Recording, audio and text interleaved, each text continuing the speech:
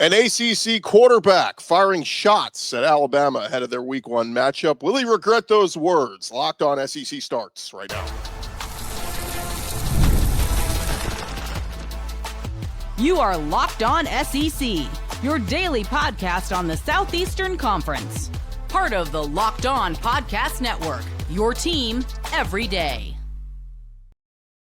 And what's up, everybody? Welcome to Locked On SEC. It's great to have you guys along. I'm Chris Gordy. Thanks for making Locked On SEC your first listen every day. Shout out to everydayers. We're free and available wherever you get your podcasts and on YouTube, part of the Locked On Podcast Network, covering your team every day.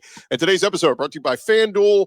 Right now, new customers can get $150 in bonus bets when your first $5 bet wins. Check them out at FanDuel.com. All right, didn't think we'd be talking about Florida State to open up the show, but joining us, our buddy Jimmy Stein, host of Locked On Bama, joins us because Jimmy, it's talking season, right? It's always, we get into these later weeks in June into July, and you always say, like, you want to make sure nobody's getting in trouble. You don't want to end up on an arrest report. Luckily, it's been a while since Georgia has had anybody speeding, but but you want to watch what you say as well. You don't want any stupid bulletin board material out there for your opponents. And sure enough, yesterday, Florida State quarterback Thomas Castellanos taking a swipe at Alabama ahead of their week one clash. And for anyone who missed it, here was the quote from Castellanos. He said, "I'm excited. I don't know if they know, but you go back and watch every first game that I played in. We always start fast. I dreamed of moments like this. I dreamed of playing against Alabama. They don't have Nick Saban to save them. I just don't see them stopping me." So when you heard that, when you read that, Jimmy, initial thoughts to the new Florida State quarterback who transferred in from Boston College, by the way. He's new at FSU. Yeah, and it didn't really go great for him at Boston College. A year ago, either he was a poor fit in the Bill O'Brien offense, and that didn't last very long. It's pretty shocking, really, that it's not just that he sort of took a shot at Alabama and gave Alabama incredible bulletin board material, but it's sort of like a shot at all of the players that ever played for Nick Saban, as if Jonathan Allen and Deron Payne and Reuben Foster needed Nick Saban to save them. It wasn't just the dudes on the field. But, Alabama's coming off a year, Chris, where they lost to Vanderbilt, they lost to Oklahoma, they lost to 7-5 Michigan to end the year. I don't think Alabama needs to clap back. I think at this point, Alabama needs to just do their talking on the field. I'm sure that's what FSU prefers. Thomas would have done himself, but Alabama's answer needs to be on the field. This kid is going to lead an offense that kind of gave Alabama trouble a year ago. Not FSU or not Thomas himself, but Alabama struggled defending mobile quarterbacks that ran a lot of RPO, read option stuff. Diego Pavia really hurt Alabama. Jackson Arnold did with his legs. Even the South Florida quarterback rushed for 100 yards against Alabama a year ago. So Castellanos does play the type of offense that gave Alabama trouble a year ago. So really Alabama needs to answer what Thomas said on the field. Yeah, and I was going to bring that up. He played in 8 games last season at Boston College, did get injured, threw for 1,300 yards, 18 touchdowns, 5 interceptions. He was a dynamic runner 2 years ago where he rushed for over 1,000 yards and 13 rushing touchdowns. But last year, man, those seams were closed. He averaged just 2 yards a carry. And like you said, I mean, historically, yeah, over the years, there have been, running quarterbacks have given Alabama defenses fits at times, but those were Nick Saban defenses, right? Johnny Manziel and guys like that. But Kane Womack, looking back at last year, you had Byron Brown who had 108 rushing yards, but he needed like 30 carries or something to do it. Diego Pavia had 56. Lenore Sellers had 19. Nico Iamaleava had 44. Peyton Thorne had 42. Really, the one was Jackson Arnold, who had 131 rushing yards and 25 carries, but that was their offense. Like, it was Jackson Arnold and the running back. They didn't even barely threw the football that day. Yeah, until Alabama can show that this is the type of offense they can shut down. Alabama defensively played really well over the course of the last 6 games last season, with the exception of the first half against Oklahoma in dealing with the Jackson Arnold quarterback runs. But this is a little bit of a different beast because Thomas Castellanos is sort of built for this RPO quarterback run offense, and they bring in Gus Malzahn as offensive coordinator, who's sort of a whiz running that type offense. I mean, Thomas last year in Boston College was trying to play for Bill O'Brien, who's going to be a pro-style guy. That's why Bill O'Brien bought in Dylan Lonergan from Alabama to install a pro-style offense. I think Thomas Castellanos was kind of a round peg, square hole sort of issue with Bill O'Brien, and that's one of the many reasons it didn't work out. I'd also say this, getting to know Bill O'Brien pretty well during his time at Alabama. O'Brien's harsh. He's tough on his quarterbacks. He's a yeller. He's a cursor. And that was with Bryce Young, the most mild-mannered quarterback in history.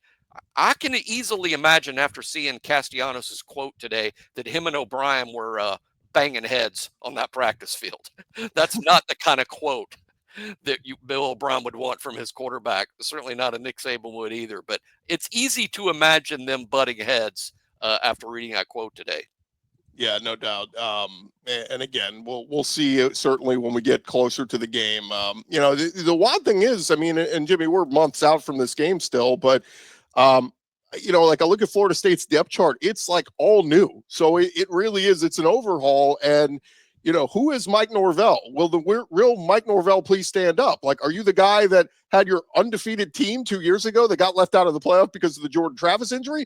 Or are you the guy that went 2-10 last year with DJU and was absolutely abysmal? Every week we're going, all right, what new way will they lose this week? So you really don't know what this Florida State team's going to look like until you get out there week one. But still, it's Alabama. Don't give them any kind of bulletin board material. I'm sure Kalen DeBoer appreciated it. Kane Womack especially appreciated it on defense. There was some minor reaction from some Alabama defenders on Twitter, responding directly to Castellanos on his Twitter account. But, the thing about, that preparation for Florida State in week one, what's complicated is what are you watching? What film are you watching? Watching last year's Florida State team that had DJ Uiagalelei as the quarterback running a pro-style type offense with a different offensive coordinator. Why are you going to watch anything Florida State did a year ago? Are you going to watch what Castellanos did at Boston College? Are you going to watch what Gus Malzahn was doing at Central Florida? Alabama's got very little tape to go on here in terms. So I think it's going to be a tough preparation for Alabama, even though they have the entire summer to prepare for week one.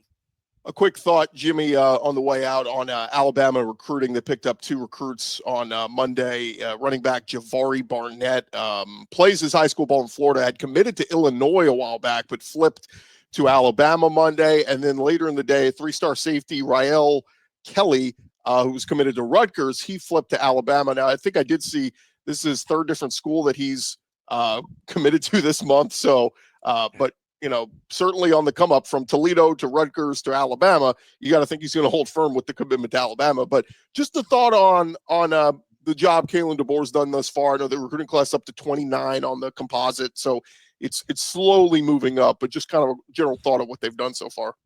Yeah, it's better than the rankings look right now because there's several announcements set in the next couple of weeks from some really highly regarded guys that Alabama feels good that Alabama's going to be rising in the recruiting rankings significantly soon, most likely if they feel these guys that they're leading on actually commit to Alabama in the next couple of weeks. The 2 3-star type kids that they got today, if you just look at them in a vacuum, it's not going to move the meter, right? You flip a running back from Illinois, you flip a safety from Rutgers. That's not going to move the meter. But in terms of who Alabama plans to couple them with, a 5-star back, maybe a top 2 or 3 running back in the country, Xavier Kroll, he's going to commit Thursday to either Alabama or Texas. Alabama believes it's Alabama.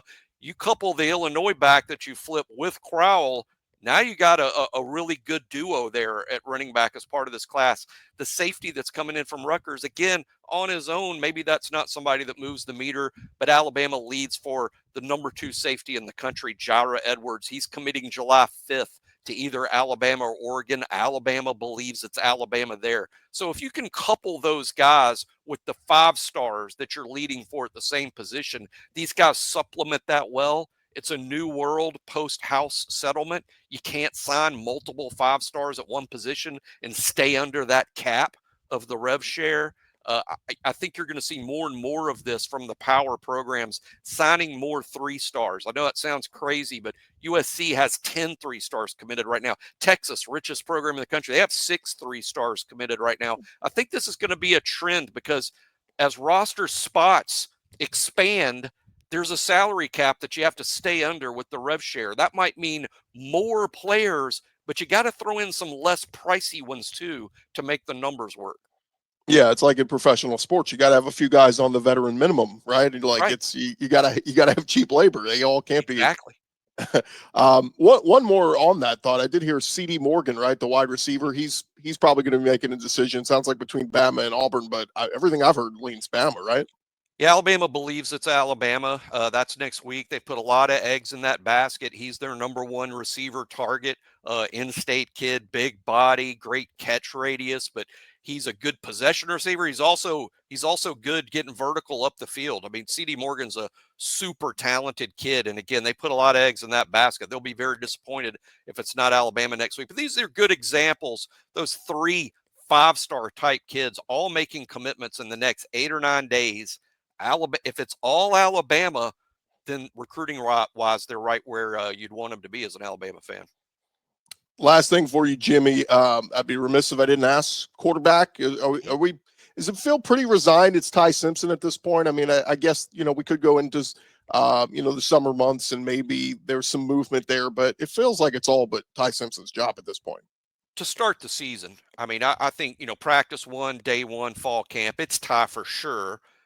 Game 1 at Florida State, no announcement. I don't know that you'll see an announcement from Kalen DeBoer until possibly the morning of the game or the day before the game, week before. But I think Alabama followers will be shocked if it's anyone other than Ty Simpson for game 1. But then it's on Ty. Then it's, okay, are you going to play well? Because you have a 5-star phenom and Keelon Russell that was pretty impressive at times this spring. He's got to make some steps forward in his development as such a young player.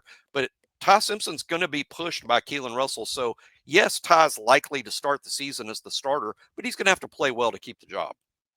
He is Jimmy Stein on Locked On Bama. He and Luke Robinson do a fantastic job. Jimmy, appreciate the time as always, man. Thanks so much, Chris.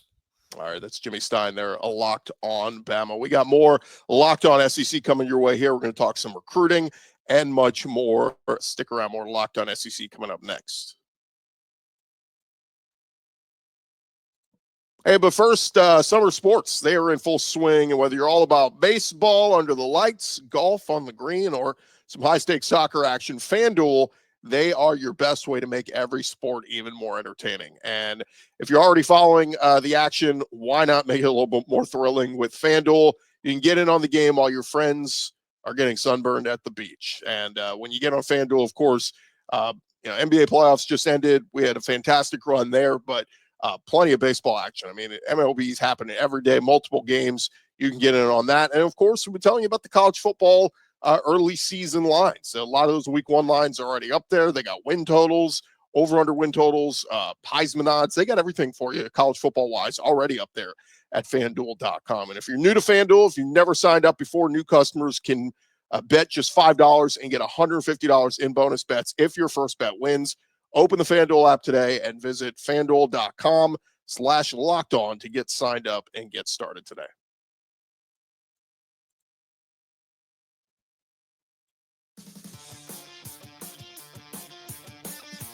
All right, thank you guys for making Locked On SEC your first listen every day. Shout out to our everydayers.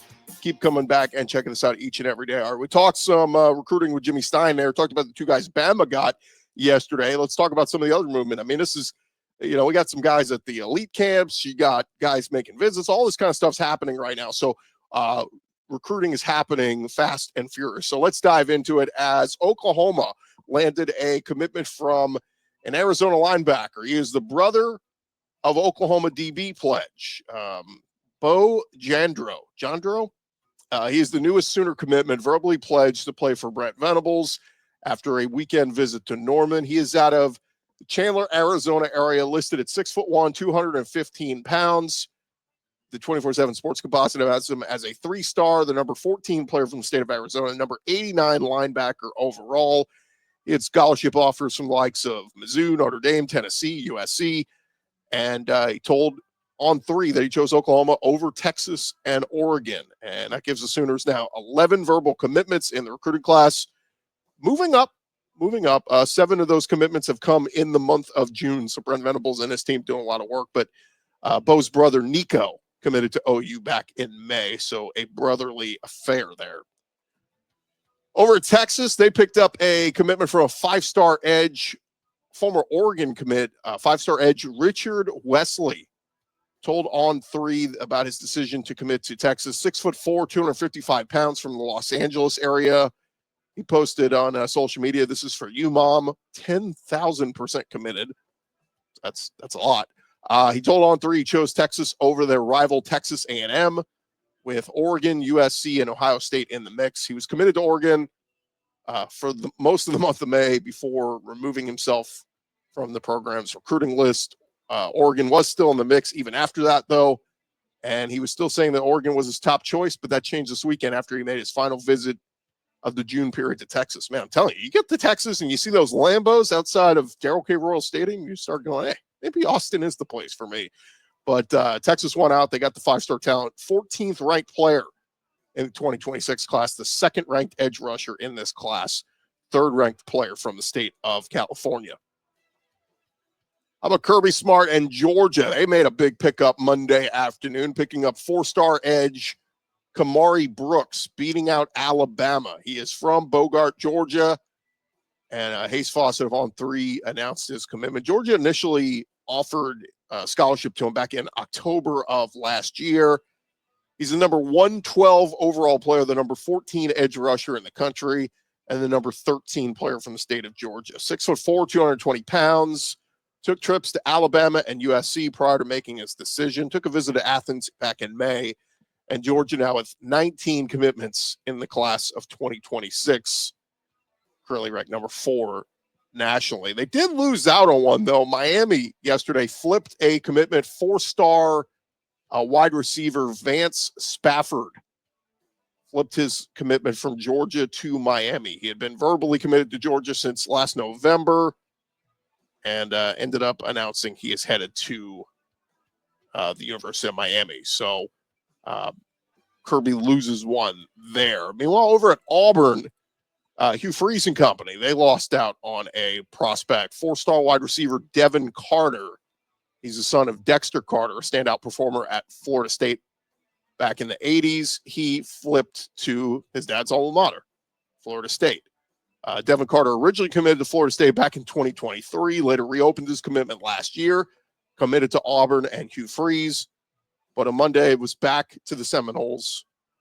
Big piece there for Mike Norvell and his class at Florida State. Auburn's class now down to just 5 hard commitments. They had a couple of decommitments lately, and I saw some folks on social media saying, hey, what is going on here? I mean, you got Oklahoma's adding people, Texas is adding people.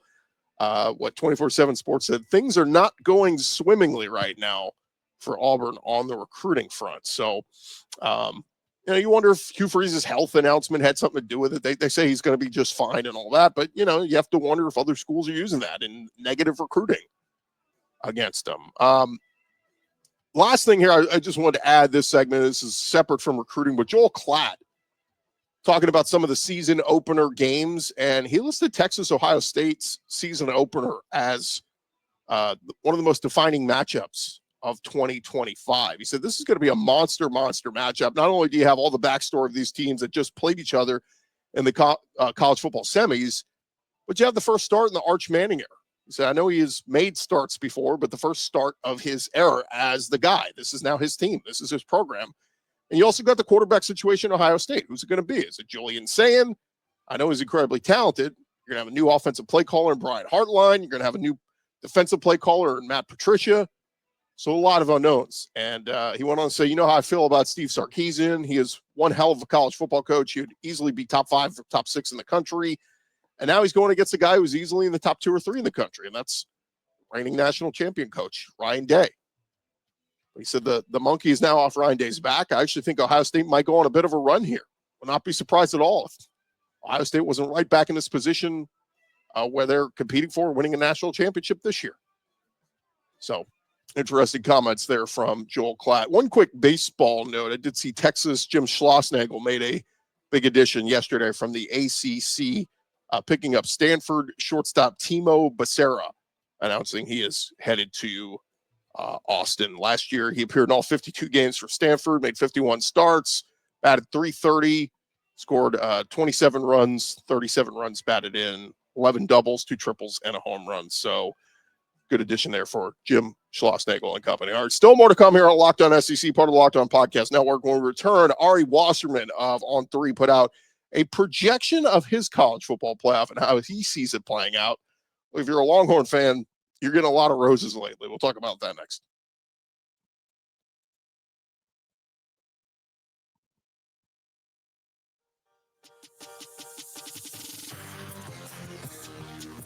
All right, rolling along here, Locked On SEC, part of the Locked On Podcast Network, covering your team every day.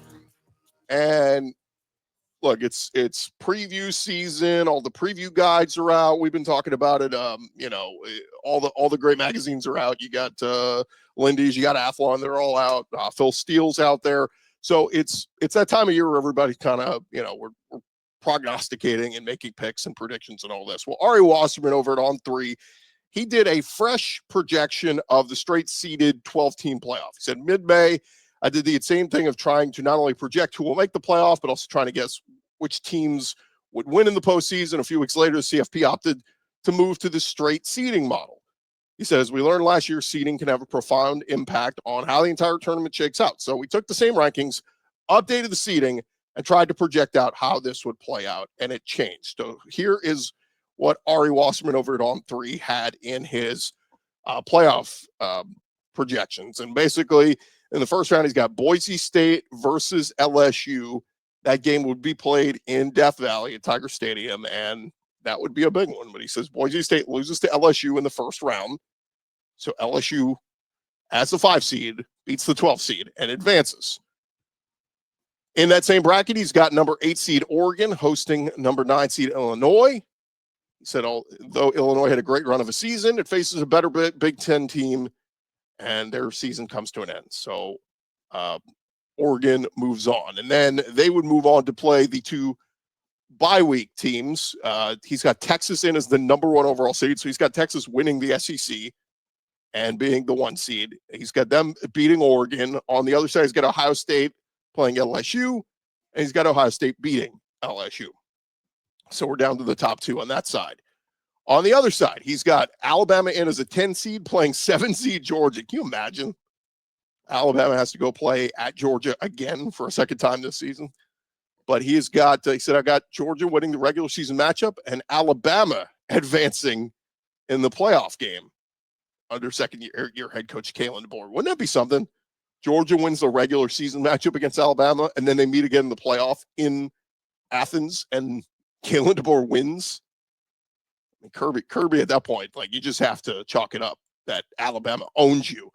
Also on that side of the bracket, he's got BYU as an 11 seed playing at 6 seed Notre Dame. He's got Notre Dame winning that one. So in the next round, he's got Alabama versus Penn State. Again, Alabama's the 10 seed. He says, I've got an ultra-talented Alabama team advancing. So Bama beats 2 seed Penn State. And then on the other side, he's got Clemson versus Notre Dame. He's got Clemson winning. So into the semis, we have got Texas versus Ohio State, a rematch of the semis last year. And we got Alabama versus Clemson, a rematch of, a couple of national title teams from a couple of years ago. He's got, here's what he writes. He says, Ohio State, Texas. He said it's expected, given the talent both teams possess, but this year Texas finally gets over the hump, knocks off the Buckeyes, and they advance to the title game. For Bama Clemson, he says, after people spent the entire year doubting Dabo Swinney, he proves he's a mad scientist with a well-rounded roster, and Clemson returns to the national championship, beating Alabama. So in the national championship game, he's got Texas versus Clemson, and here's what he says. He says, it's been 20 years since Texas won the national championship with Vince Young and company, and it has been a rough 2 decades for Longhorn fans. But Steve Sarkisian has built a program that was good enough to consistently knock on the door before finally kicking it in. Arch Manning becomes the next star of the sport, and Texas asserts itself as one of the premier programs in college football, conquering the SEC, conquering the nation. Clemson, though disappointed, has a regained confidence in Dabo Swinney and his plan. Look, that sounds, romanticized and everything. I just think it's a tough buy. Well, first off, I like that so many SEC teams made it. He's got LSU, Texas, Georgia, and Bama. So we got 4 SEC teams into this playoff scenario. I like that he's got the SEC winning the national championship. We talked about it yesterday. What a great year it's been for the SEC in winning playoff games or winning championships in all these sports, from softball to baseball, gymnastics, men's basketball. I mean, the list goes on and on. You really wish, man, Dawn Staley just could have gotten the most out of her bunch against UConn. We'd be talking literally all the biggest sports. But yeah, look, I would certainly love to see the SEC reclaim a championship. And I got a lot of Texas fans that have suffered. I mean, how many times the Longhorn Network, even up to last year, was still replaying the Vince Young championship game? I mean, it's like, you can only question the Colt McCoy loss so many times against Bama, but the VY championship was epic. It was awesome. It was one of the best championship games ever. But you got to move on. You got to win something more updated. And so for Texas, if they can win it all, it would be great. I just think this is really cart before the horse on Arch Manning. I love Arch. I'm an Arch truther. I think he's going to be awesome in 2026. I think he'll be very good in 2025. I just don't see with the schedule that, maybe I'm wrong. Maybe Texas goes, at worst 10-2, they make the playoff and make a run. Well, we shall see. All right, that's going to do it for this edition of Locked On SEC. Thank you guys so much for making us your first listen every day. For your second listen, check out the Portal Show at Brian Smith. He's got all the latest rumors, portal moves, recruiting, signings, all of that up there at the Portal, wherever you find your podcast. I'm Chris Gordy. This has been Locked On SEC. Have a great day, everybody. We'll talk to you guys tomorrow.